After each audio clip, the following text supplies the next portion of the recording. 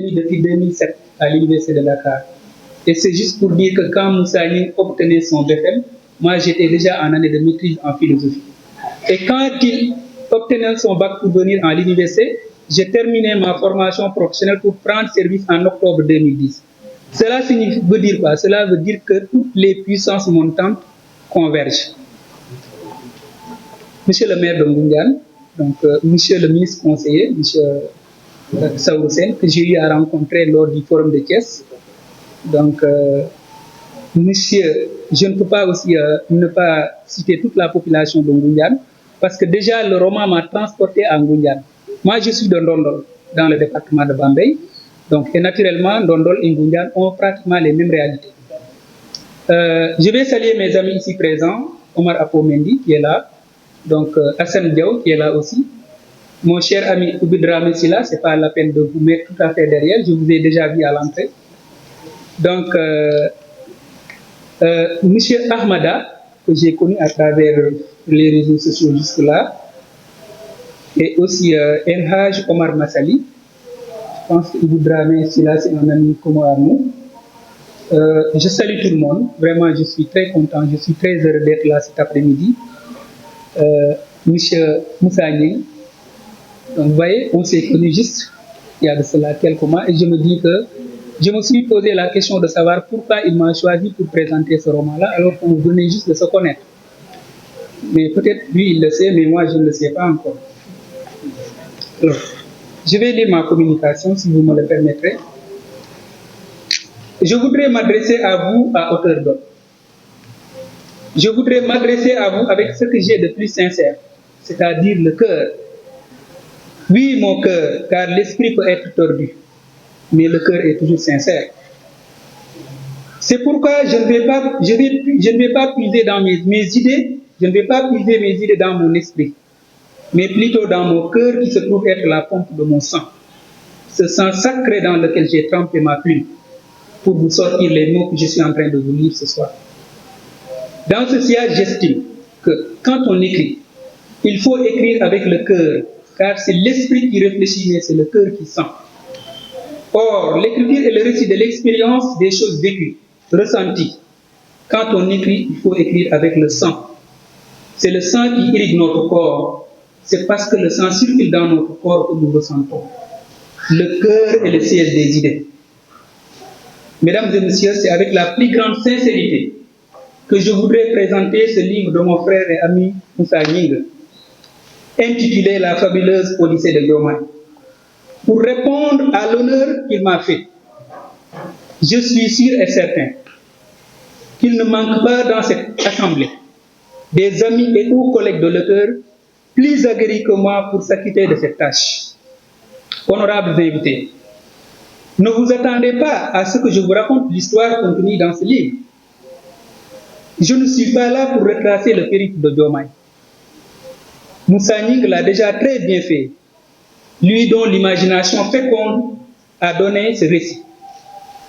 Mais je voudrais vous faire une analyse des thèmes qui m'ont le plus marqué dans ce roman et qui doivent tous nous faire réfléchir parce qu'étant des sujets qui nous interpellent en tant que Sénégalais, en tant qu'Africains, en tant qu'êtres humains. Ce livre de Moussa Ning, composé de 16 chapitres, met en exergue un certain nombre de thèmes qui ont marqué les premières générations de romanciers sénégalais et africains et qui continuent de préoccuper les générations d'aujourd'hui. Parmi ces thèmes, je peux citer le conflit entre tradition et modernité, la pression sociale, la place de la femme dans la société, les gaspillages dans les cérémonies familiales, le rôle de l'enseignant, la conception de la réussite, etc. D'abord, il faut mentionner que dans ce livre cohabitent la tradition et la modernité. Je peux dire que l'auteur de la fabuleuse Odyssée de Diomaye est dans une certaine mesure un traditionnaliste, c'est-à-dire un conservateur de la tradition, des valeurs ancestrales qui constituaient jadis les solides fondements de notre société. Pour autant, il ne manque pas d'avoir un ton révolutionnaire, que je considère comme étant une ouverture à la modernité. Il ne se cantonne pas dans un passé révolu, c'est-à-dire dépassé par une modernité qui tente toujours de se définir et de redéfinir l'homme. Mais il est ouvert à l'avenir porteur de progrès. Moussani nous a fait le récit d'un jeune villageois, Diomaye, très intelligent du reste, mais dont les conditions familiales ne le prédestinaient pas à un destin reluisant. Cette odyssée de Diomaye débute dans le village de Ndiangoum, éponyme du village de Ngoundiane, d'où est originaire l'auteur lui-même. Ngoundiane est un grand village sérère qui, selon Moussani, se trouve vers l'ouest du pays. C'est un village qui n'est pas assez grand, mais qui n'est pas trop petit tout de même non plus. Tel un nid d'oiseau, il est encadré dans le feuillage. Par conséquent, à quelques encablures du village, on est fasciné par la verdure. En effet, il est bordé d'arbres de tout genre, mais principalement de marmoussiers. Dans les places publiques comme dans les maisons, on peut observer des baobabs parmi les arbres. On y dit une forêt classée. C'est de la beauté à l'état pur. Fin de citation. Dès lors, l'éducation traditionnelle y côtoie la culture de la modernité à travers l'école française. Il faut certes épouser le progrès, mais auparavant, il faut s'enraciner dans son terroir et dans sa culture. C'est ce que le père de Diomaye, Modou Diogoye, a compris, lui qui veut que son fils entre dans la case de l'homme. Mais dans la case de l'homme, qu'il fasse le doute pour devenir un homme courageux et sage. Mais cette épreuve de la case de l'homme se heurte à la nécessité de laisser Diomaye poursuivre tranquillement son cursus scolaire sans perturbation, d'autant plus qu'il est excellent élève en classe de terminale et doit faire le bac dans quelques mois. Pour le père de Diomaye, qu'on a essayé de convaincre de ne pas interrompre le cursus de son fils pour une pratique ancestrale que la religion et la modernité semblent bannir. Je cite l'auteur. Le doute est un événement rituel. Il y a une initiation liée à la culture sérère. Il est le trait d'union entre l'enfance et l'âge adulte. C'est un rite qui prépare le jeune garçon à devenir un homme. Un vrai homme. Le doute renvoie à la métaphore du nid. C'est un lieu qui se trouve dans la bouche, loin du regard des femmes. On est dans le domaine de l'herméneutique, du secret et du sacré. C'est un rituel de passage, une école de la vie, la meilleure école. C'est un moyen d'éducation et de formation des enfants. On y inculque à l'enfant des valeurs cardinales ainsi que toutes sortes de vertus. Fin de citation. L'auteur n'a pas manqué de souligner dans son livre l'organisation sociale qui existait dans notre société traditionnelle.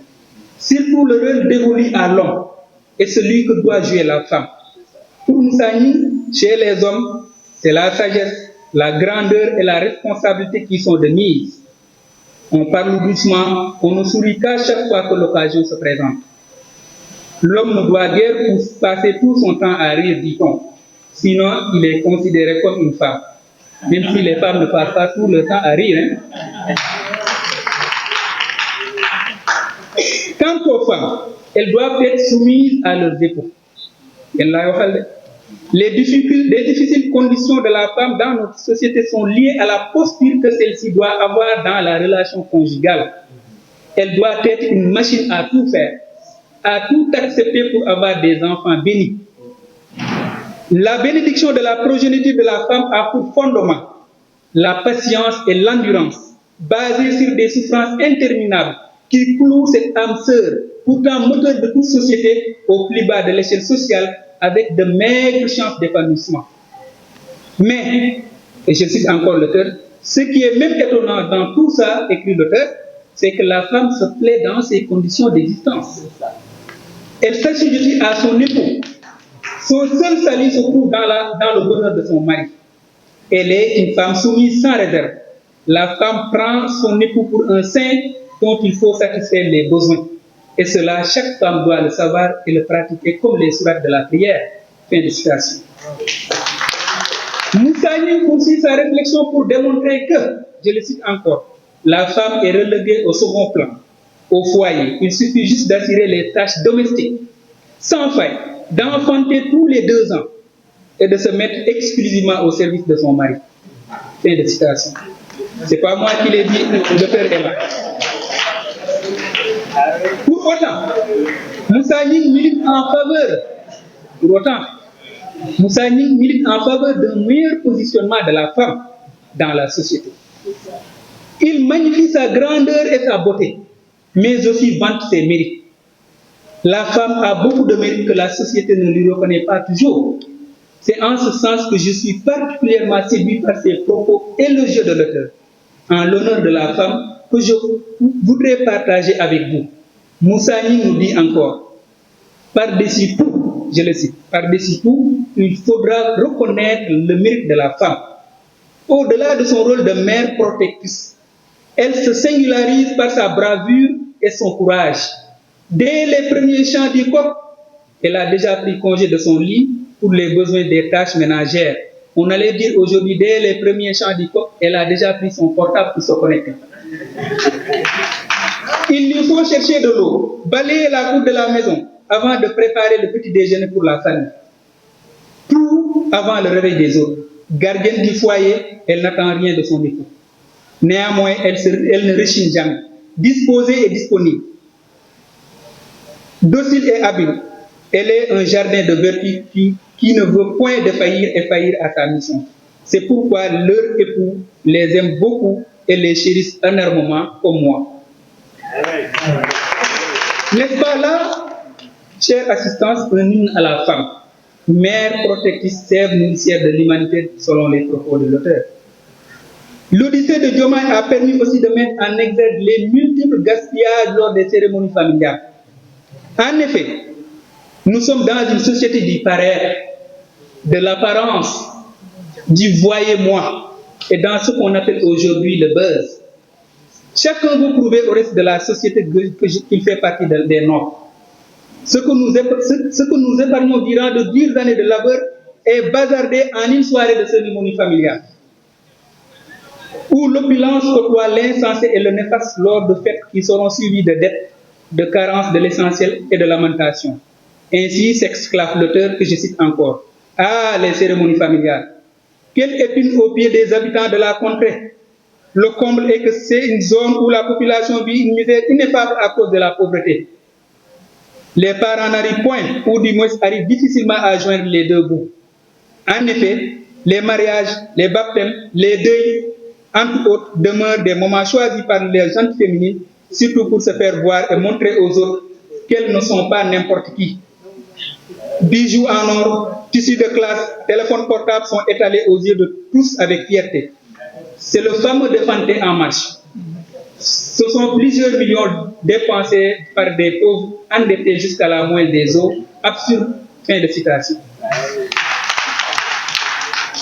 Sous un autre registre, l'auteur aborde aussi la question du système éducatif sénégalais. Heureusement que M. le ministre est là ce soir. Donc, sous un autre registre, l'auteur aborde aussi la question du système éducatif sénégalais, des enseignants et de leurs relations avec les élèves.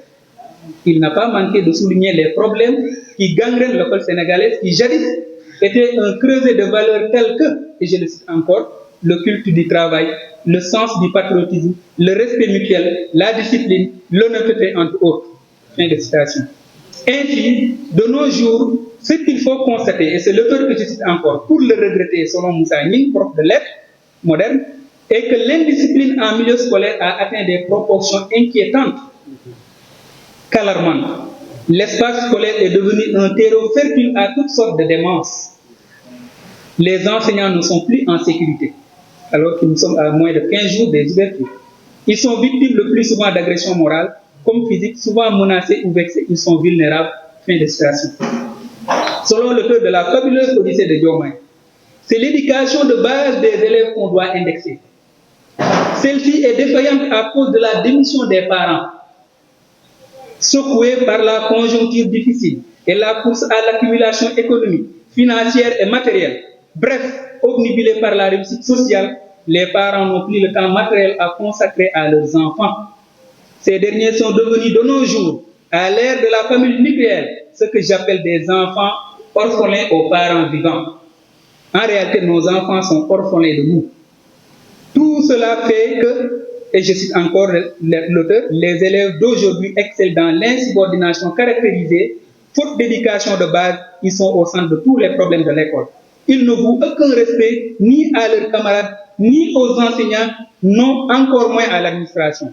L'enseignant n'est plus un mythe à leurs yeux, mais plutôt il apparaît comme au moins que rien. Fin de citation.